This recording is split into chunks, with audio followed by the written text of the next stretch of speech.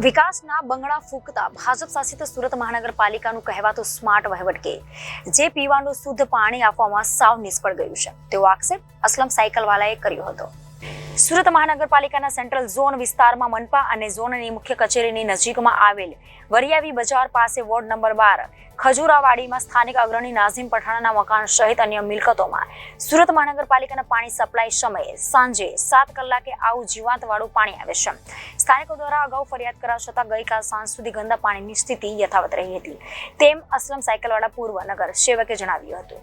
છેલ્લા 28 વર્ષ કરતા વધુ સમયથી સુરત મહાનગરપાલિકામાં શાસન કરતા ભારતીય જનતા પાર્ટીનું શાસન આમ તો વિકાસમાં ખૂબ બણગા ફૂંકે છે.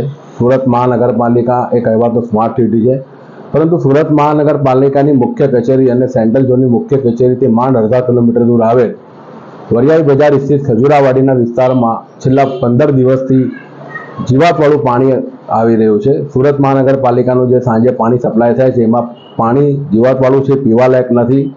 એની સ્થાનિકો અગાઉ ફરિયાદો પણ કરી ઓનલાઈન, તેમ છતાં તંત્ર બિલકુલ આંખ આડા કાન કરી રહ્યું છે.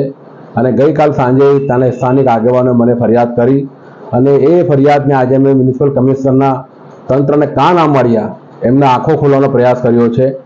દુઃખ એ બાબતનું છે કે સુરત મહાનગરપાલિકાની મુખ્ય કચેરી કે જ્યાં મ્યુનિસિપલ કમિશનર શ્રી ઉચ્ચ અધિકારીઓ અને મનપાના શાસકો બેસે છે એનાથી માંડ અડધો કિલોમીટરના વિસ્તારની અંદર જો પાણીની આવી સમસ્યા હોય પીવાના, તો એ ભારતીય જનતા પાર્ટીના શાસન માટે ખૂબ શરમજનક બાબત છે. Reporter Arvind Rathod, Janadesh news, Surat.